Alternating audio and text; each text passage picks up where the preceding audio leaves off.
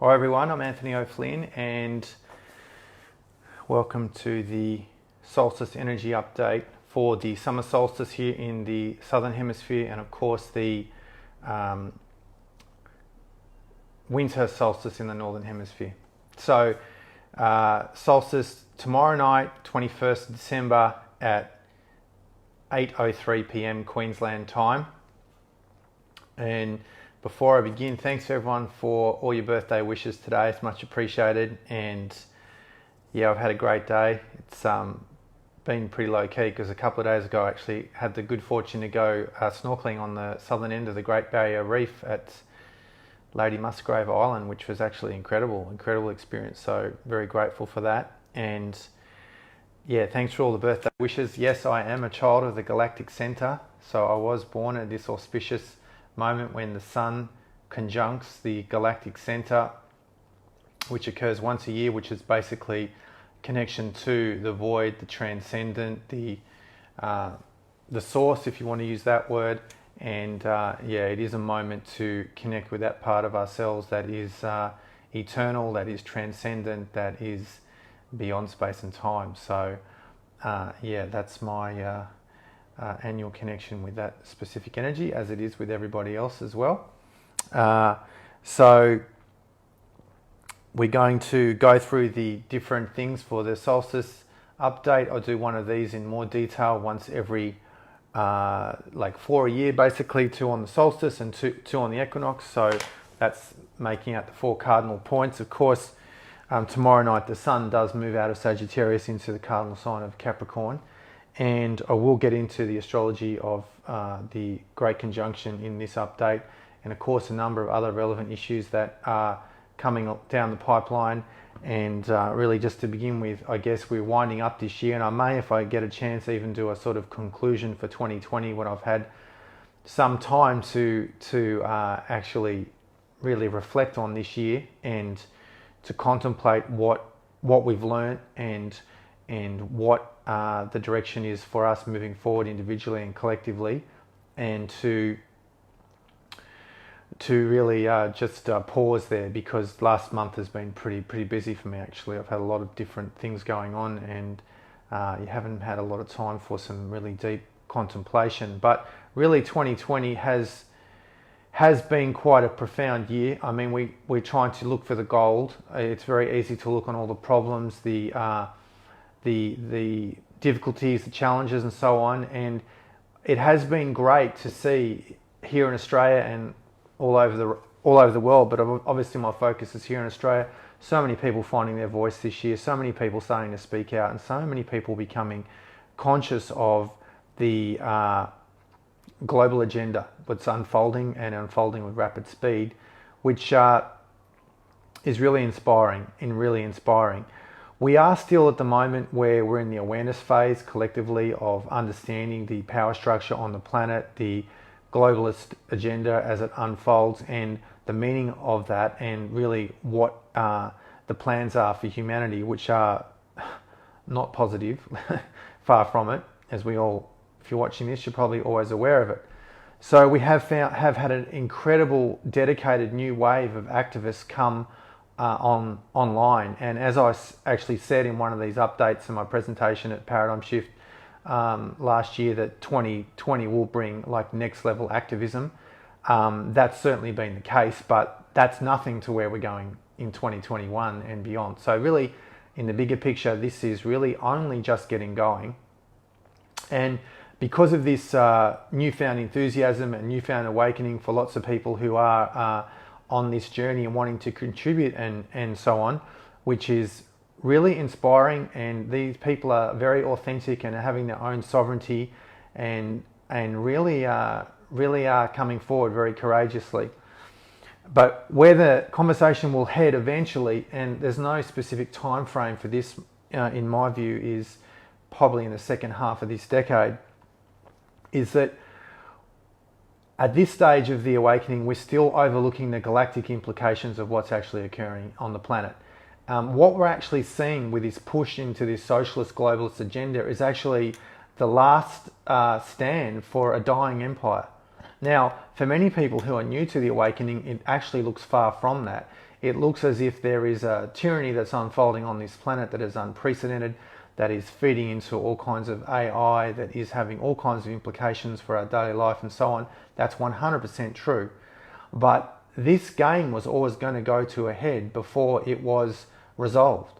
And this is what's occurring right now. So in many ways, it is a cause for a lot of positivity, what's actually occurring in the bigger picture at the moment, because we are seeing that the global elites and the off-world agenda and everything else that's occurring is basically in serious trouble.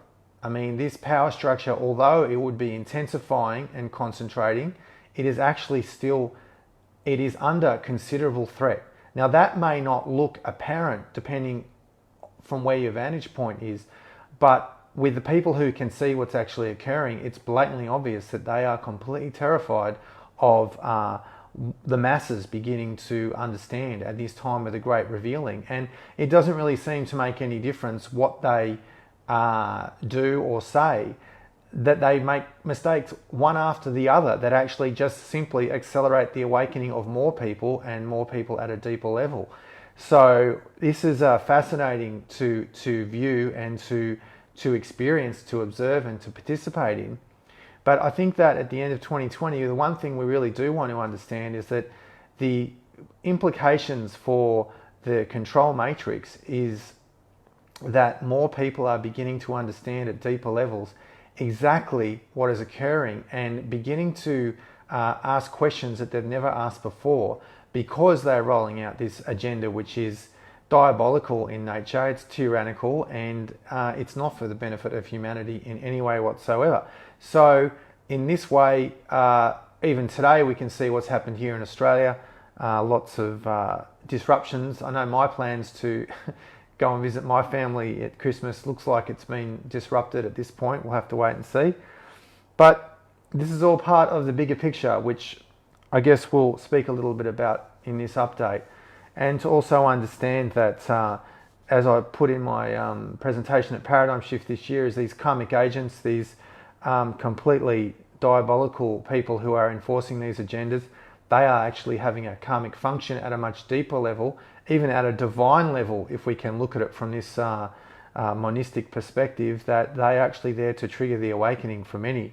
And which, by the way, some of these souls that are carrying out this agenda, they are looking more and more sick, perverted, mentally unstable, dark, and completely corrupt in their soul. And it's actually, you know, they're the real losers in this game, actually, because they've signed up to basically do the work of the darkness. And that's one of the forecasts, the trends that you're going to see moving forward, is that more and more people are going to start calling out this behavior for what it is and starting to speak in plain terms of this spiritual war that's unfolding on the planet, that it is the ultimate battle between good and evil, which we're actually seeing now, and that this agenda that's occurring on this planet is plainly satanic. And that word you will see more and more and more being used, and these people who are implementing this and these organizations will be actually just under the microscope increasingly to be examined, their behavior and the backstory and the motivations and their agenda. And this is not going away. This is only going to intensify.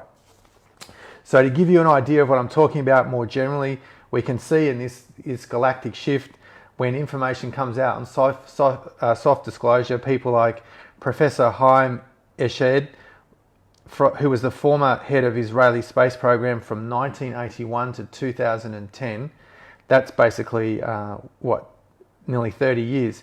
He publicly just stated that there is a galactic federation that's in contact with governments, the USA and Israel, and that the Space Brothers have explicitly asked not to be revealed as humanity's not ready yet. So I guess you have to ask, why would the head of the former head of the Israeli space program make an announcement like that? Is it just soft disclosure? Is he getting towards the end of his life and he wants to clear his conscience? Is he simply wanting to get a message out that there is a much broader life forms, consciousness and beings that are surrounding us, that are even on this planet, perhaps physically, perhaps in the etheric, astral plane that are actually influencing life on this planet, observing it, and are definitely in contact with governments, which we've seen many different people have come forward and said that. Many different people in various positions of power, including many people. But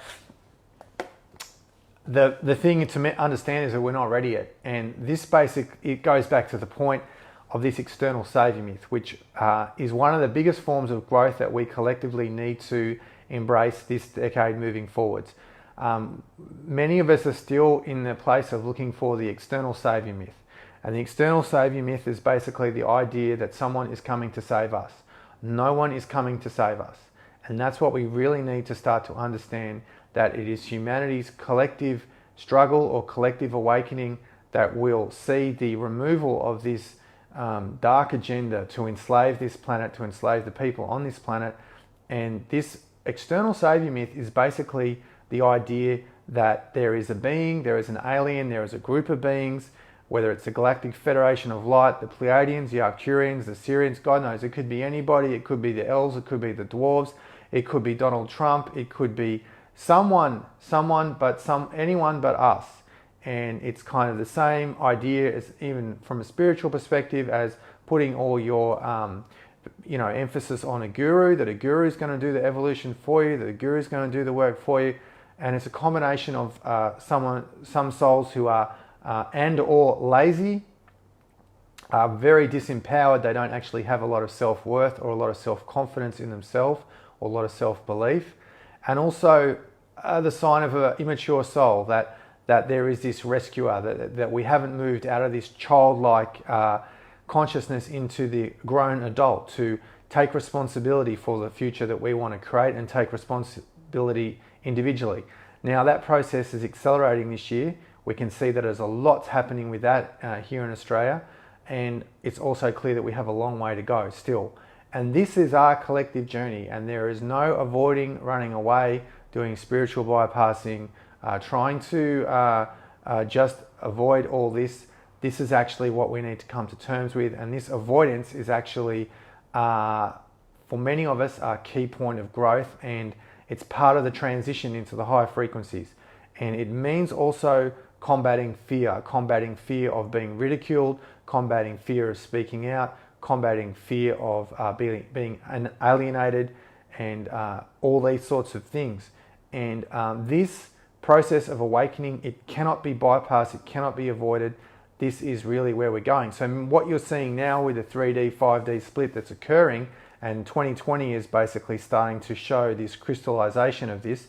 It's a long way to go, and people can still change what I refer to as the trajectory of destiny. And I'm going into detail with this in the book that I'm writing that will be available hopefully in January, maybe late January, we'll see.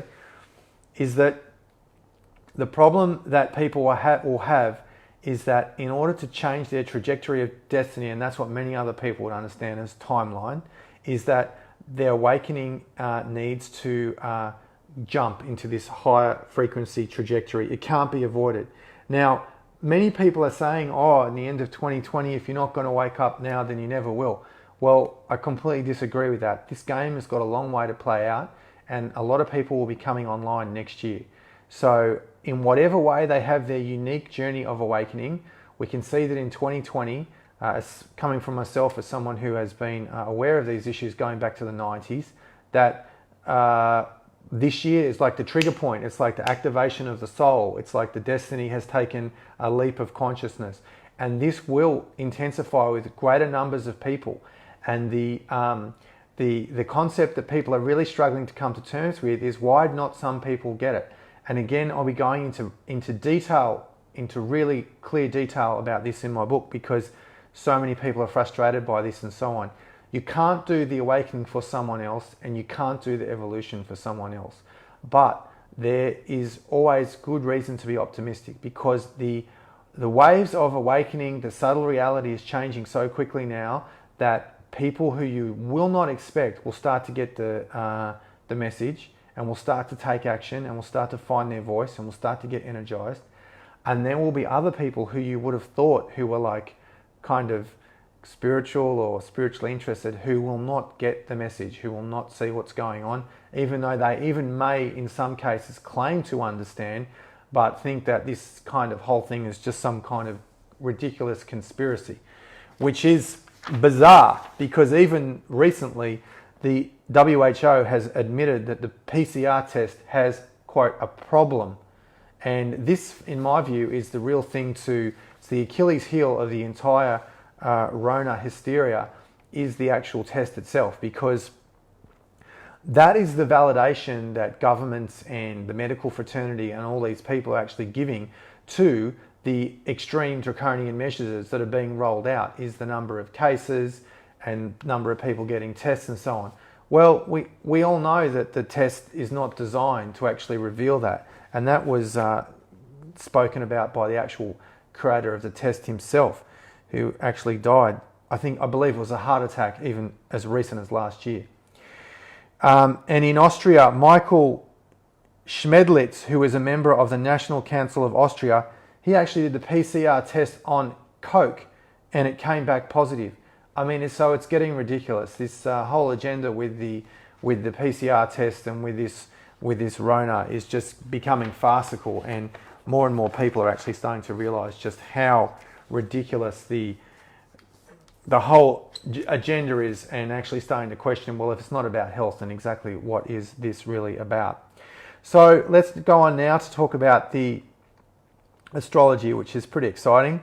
So tomorrow we have the solstice, which is of course one of the 4 cardinal points. It's an auspicious moment for meditation, the longest day of the year. Sol meaning sun in Latin, and stis to stand still, where it's appearing that the sun stands still. And this is basically a moment, again, a void of this connection to the transcendent aspect of ourself, connection to through the crown chakra, the Shiva consciousness, the void, the source, if you want to call it that, the source of all.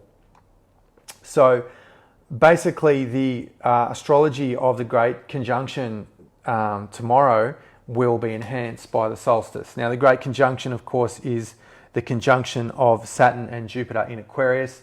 Jupiter at the moment is just needing to catch up to Saturn a little bit for it to be exact, but we're still in the conjunction with the orb of the degrees right now, basically. So this is exciting. Although these two are actually conjunct every 20 years, this will set off a window now for the next 200 years where when they conjunct will always be in an air element.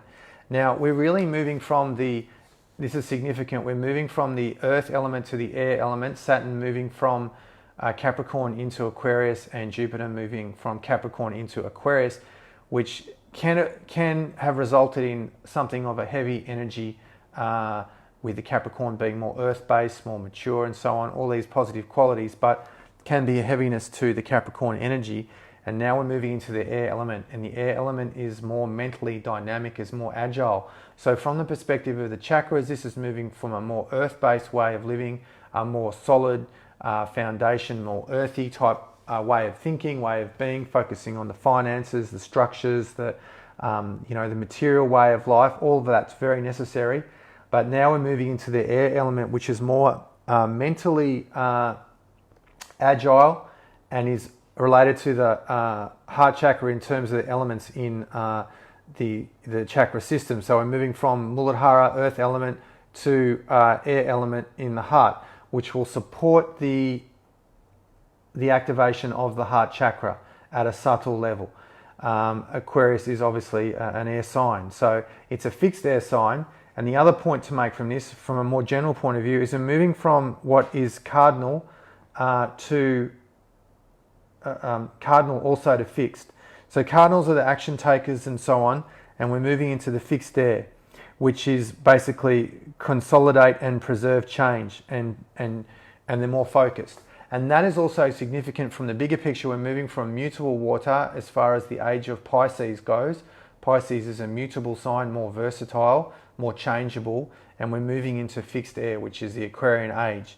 Gradually, the precession of equinoxes is very slow. So some people are getting a little bit ahead of themselves when they're thinking that this conjunction is just basically going to be the go button and the end of all this tyranny and so on. Actually not. It's an incorrect way of thinking. Precession moves at about 1 degree every 72 years approximately.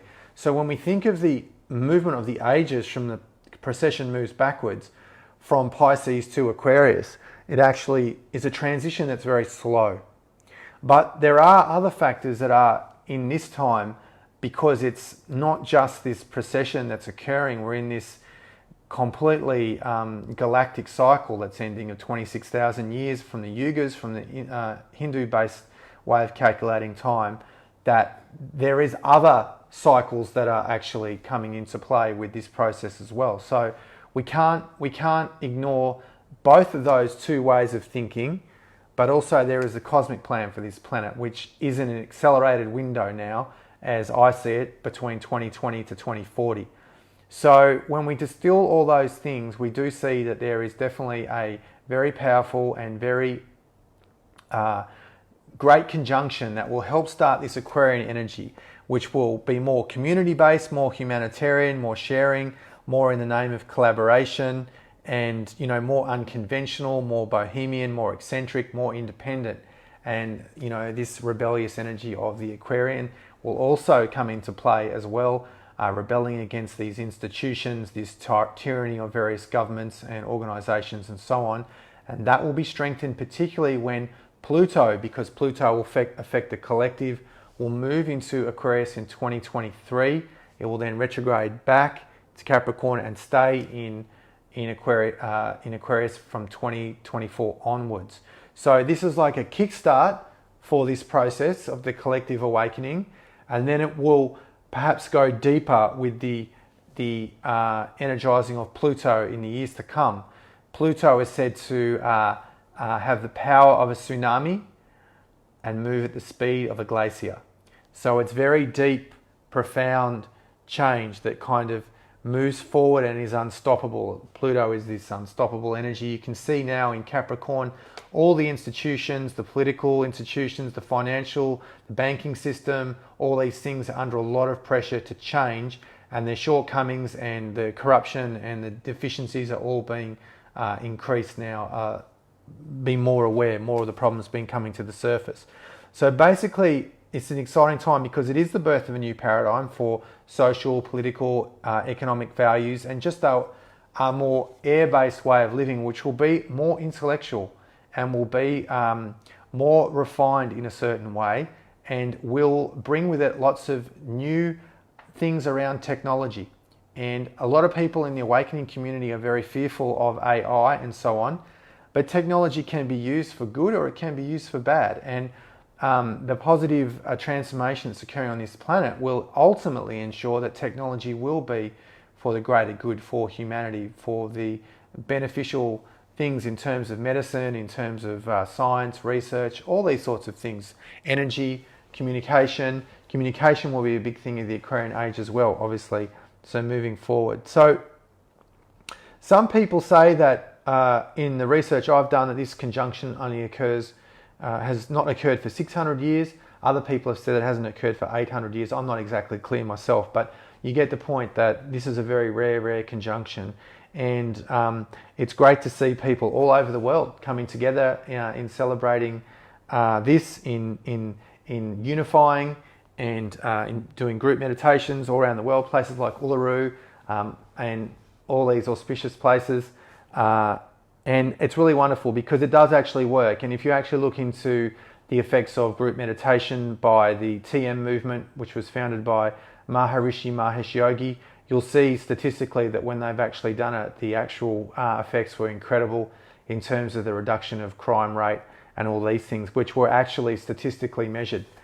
You can check that out yourself. And all of these good intentions, good visualizations, classical mantras, connecting with the stillness within, the void, heart-based meditations, all these things will actually help support the awakening and basically light the flame, the collective flame around the planet of our collective hearts. So that's really exciting there. And of course, the Jupiter-Saturn conjunction is interesting to see how it will play out, because Saturn's planet of limitation, restriction, endurance, discipline, conjuncting with Jupiter, which is expansion, good fortune, growth, prosperity, wisdom, generosity.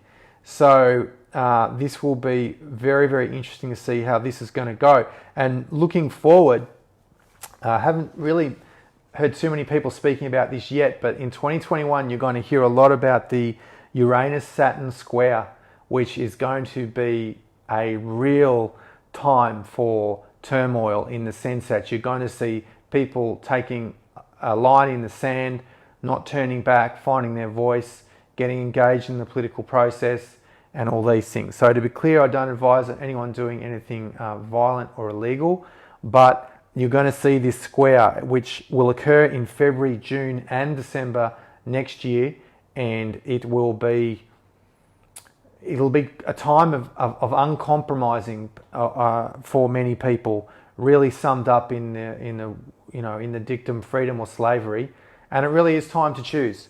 So you are going to see next year a line in the sand with the medical mafia and all their attempted impositions that will occur, whether there's forms of coercion, whatever that's going to show up. That I am calling very clearly as the line in the sand for millions of people around the world, and we're already seeing the unfortunate effects that some of the participants are having in these programs and so on, and that is going to be something that is going to be really highlighted next year. That's really going to come down the pipeline next year pretty clearly, and so on. So that astrology there will be quite powerful, and like a domino falling as the activation kicks off there. So this visionary energy of Aquarius will be coming through, and we can see that it is going to be a little bit futuristic. So many things will not be able to be sort of predicted or foreseen, but that is the whole point of where we're going on this collective shift, for where we're going into this new paradigm of human consciousness, is exactly that. There is no map, and that's exciting. That's exciting. Now, of course, we're going into now to talk a little bit about just a few little issues before we go there. This is not financial advice, just coming up on the radar. Bitcoin is up 21% in Australian dollars in the last 7 days. That is a colossal move for Biddy, and there is a lot of institutional money starting to come on board there, and it's going to be interesting to see what happens in the crypto space, particularly with this Aquarian energy, and whether it will be something that will solidify and become like a norm with the blockchain technology and all the other wonderful things that blockchain will do, which goes far beyond the implications of finance. Gold currently up 27% in US dollars in 1 year. Huge move for gold. And silver up 51% in US dollars year on year. So those moves actually in the metals went actually down a little bit, but they had such huge moves earlier in the year that it's still year on year colossal. But Bitcoin is the big one, really. I mean, some of the when I've been checking the charts of Bitcoin, it's just absolutely incredible. I think I even saw it at just going up 12% in 1 day a couple of days ago in Australian dollars, which is absolutely huge. Okay, so let's move on to the US election. Couldn't really get away with giving an energy update without speaking about the US election. Well, I did make a previous video which I spoke mostly about that, about the US election and my perspective there. So I won't repeat some of that information, but what I will repeat is actually some of the paths for Donald Trump to retain the presidency, which is very complicated and in some ways very convoluted. Now, what I'll give you now, and I'll end this by giving the outcome that I see happening, but what I've seen from the Trump supporters and the QAnon supporters is a loss of perspective and a loss of rationality, is that there is so much emotion based on this election that a lot of people who are, I would say, fairly level-headed and fairly insightful have actually gone into more emotion around this. And there are a number of possibilities that a lot of people are not really wanting to consider with the whole phenomenon that is Donald Trump. Now, Donald Trump can definitely be inaugurated as president on January 20. The mainstream media is painting a completely false narrative around what's going on with the actual election processes that are occurring, not necessarily even behind the scenes, that are just not getting any oxygen in the mainstream media.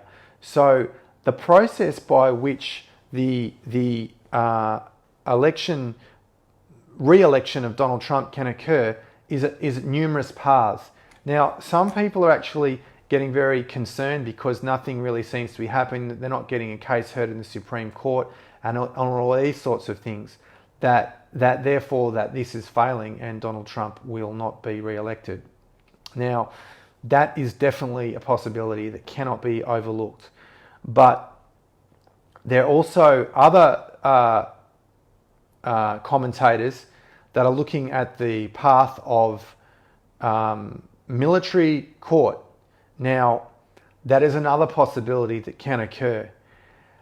Now, the issue with what happens with Pence's role in the Congress and whether they will basically be ultimately voting on party lines, assuming that does occur, then if the politicians vote on party lines, then Donald Trump will get re-elected. That's a done deal.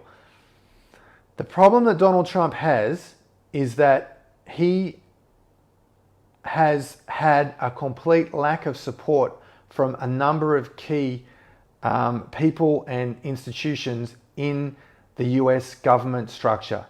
And this is the biggest problem that he has, is that he hasn't had favourable rulings by the Supreme Court, even though there are 6 Republican judges on the Supreme Court, 3 Democrat judges. So that's 6-3.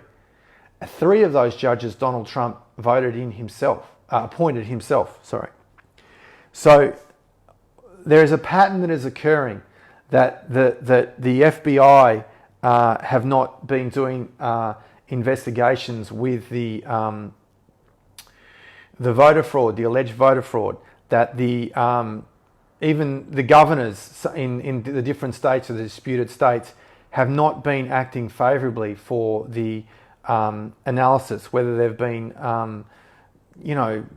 not releasing the details of some of the forensic analysis of the ballot boxes, all these sorts of things. There's so much swirling around here, but the one common thing is that Donald Trump is not getting support from the key people that he needed.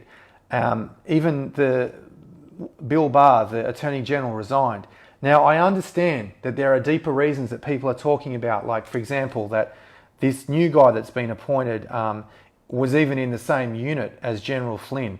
And there's a lot of conjecture around this topic, and it's becoming more emotionally heated than what it is rationally heated and understood.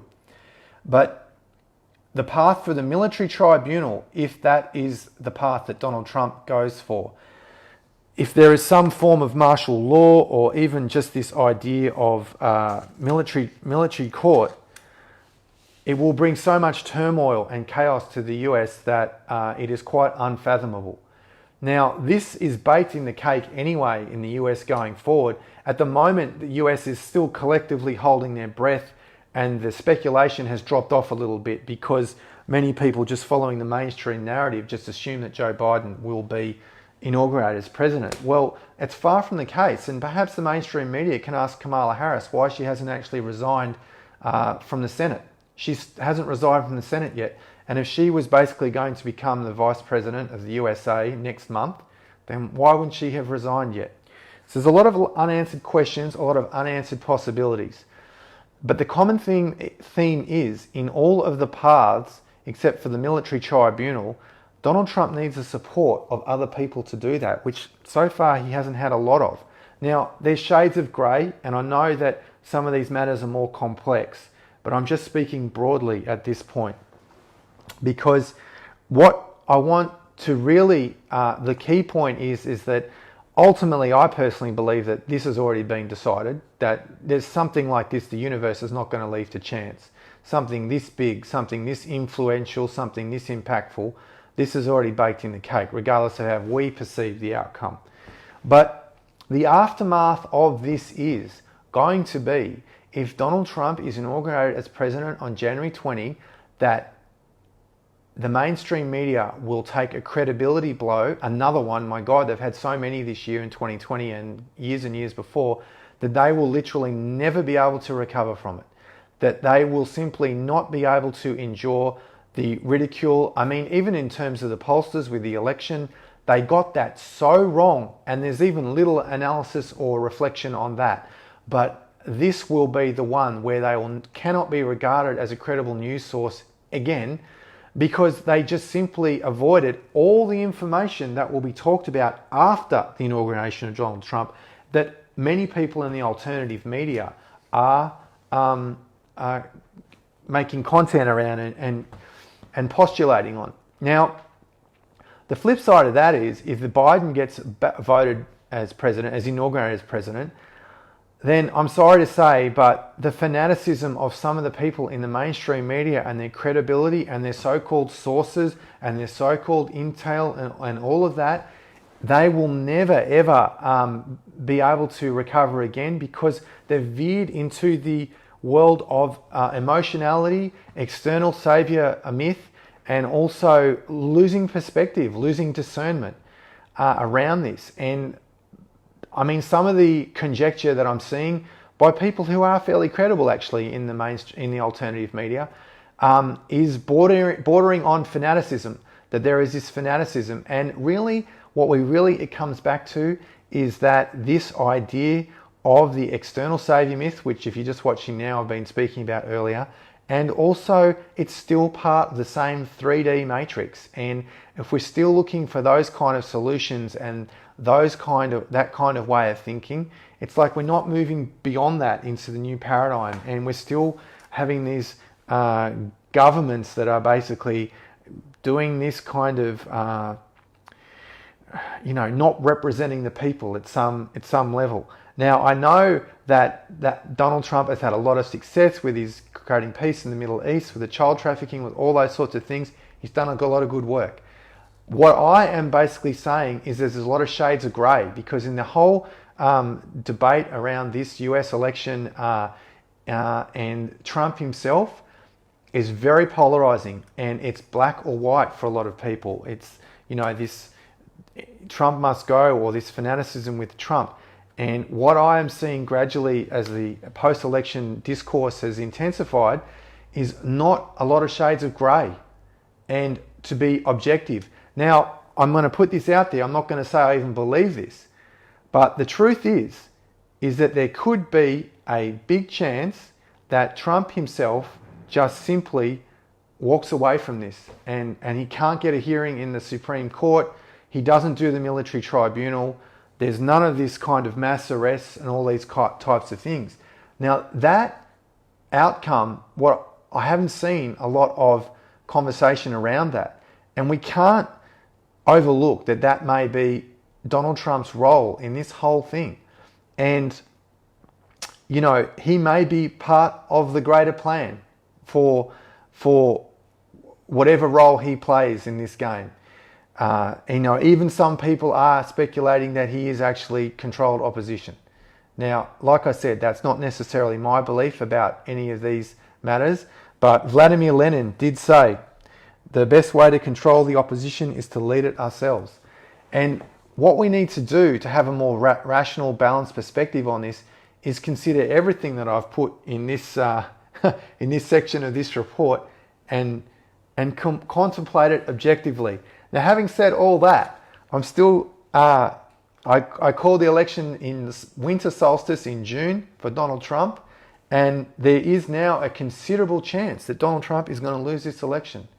So at the moment, as things stand tonight, I'm actually giving it a 70% chance that Trump is going to win the election, be inaugurated as president on January 20. Now, that could change. We'll have to see what Donald Trump is going to do if this has to go down to the military tribunal, military court. I mean, if that goes on and these arrests, like some of these commentators are saying, and it all comes out and people are charged for treason because, this idea that the executive order that he created in 2018, and there's other avenues there as well. It's very complex and very convoluted that if he does take action on this executive order, that if there is foreign interference in a US election, then that's treason, then it will literally shake the world that some of these people, these respectable, so-called respectable people being tried for treason. I mean, it's mind-boggling.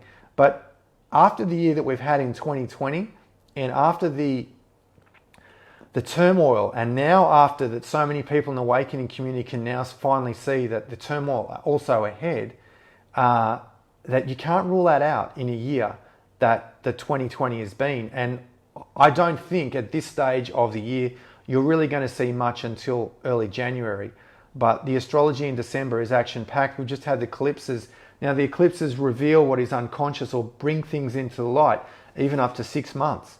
So this process of bringing the dark into the light, what is hidden to make it more visible, it could go on and on. So anyone's guess is as good as mine. And again, I don't claim to be someone who is giving absolutes.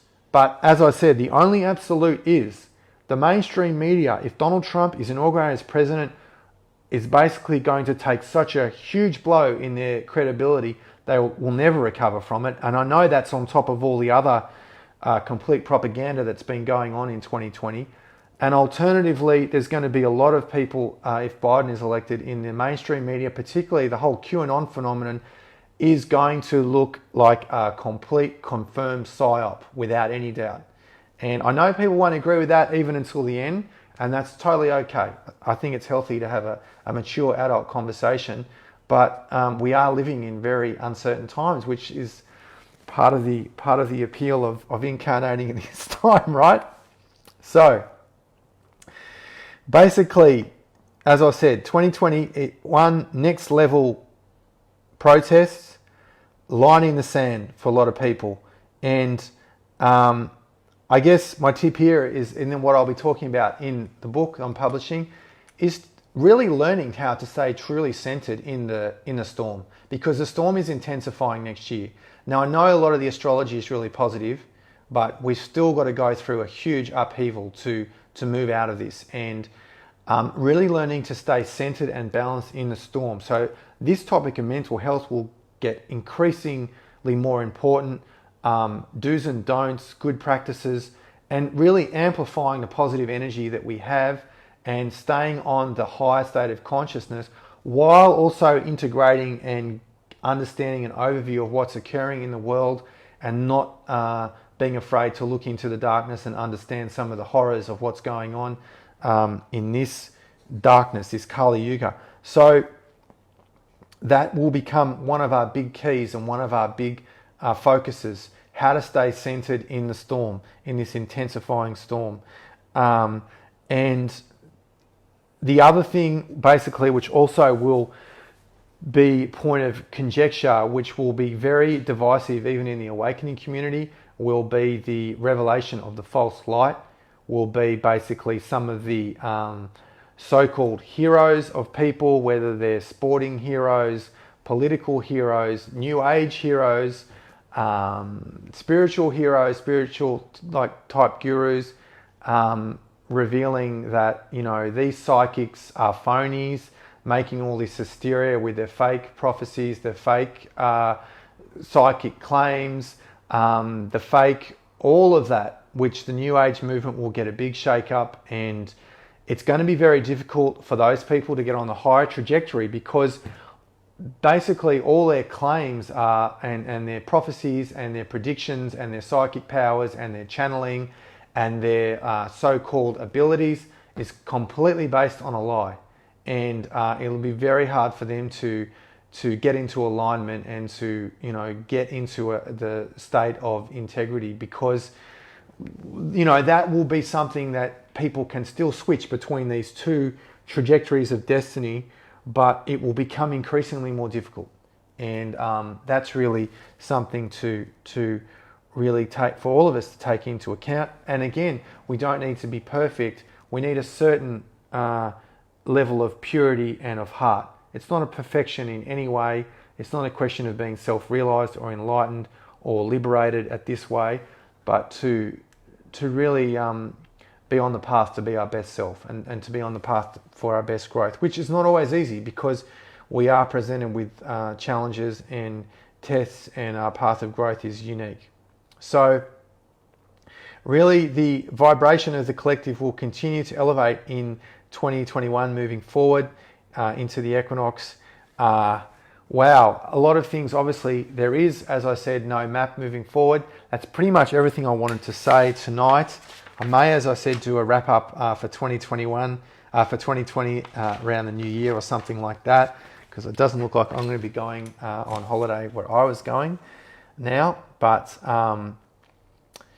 it is going to be a turbulent time, and I really wish everyone the best moving forward through the summer, and have a great Christmas festive season, however you celebrate it. Enjoy the break. I guess really the whole point is that when we get out of our comfort zone, that's when the growth occurs. And that's really something to really contemplate, because I know that a lot of us have been trying to sort of hide away in 2020, and this isn't affecting me, so I'll just avoid this, or I don't want to know about this, or I don't want to grow. My soul is just getting in a stagnant state, an inert state, and that's not the path of growth that we need to be on to navigate the shift. It's simply not. We will all be made uncomfortable in the areas of our life that we need to, because that's exactly our point of growth. And that is not going to be easy, but it's also necessary. So there will be a lot of letting go, and I really encourage everyone in this process to let go of the old version of you and step into the new version of you, because that will be radically updated and upgraded as we move through this decade, even in the process of perhaps months at some times, where we just create boundaries, or we'll decide that we'll have inner revelations that take us on a different trajectory, or a different course of action, or a different inner knowing, or a different life path. Now, the energy that's coming in will make that easier to move, but it will also mean getting out of a comfort zone, which I guess we've all been guilty at one time or another of staying in. And you'll see that the people have the biggest shake-ups. It will take them to a better place. And if we have the trust that everything is operating for our highest good, for our soul destiny, then we can take heart that everything is going according to the plan, the cosmic plan for our soul. So that's everything for this solstice update. Of course, there's the Skywatch on the Sunshine Coast tomorrow night, I forgot to mention. And if you want to come along to that, you can still buy a ticket. I'll put a link in the comments for that. And that's pretty much everything, I guess, to say. Thanks everyone for watching, and enjoy the solstice, enjoy the great conjunction in Aquarius, and this is really an exciting time to be alive. It's what many of us have been waiting for years and years and years, to actually see these coming to fruition, and remember that the cosmic plan is unfolding exactly as it should. So thanks for watching, everybody. We live in epic times.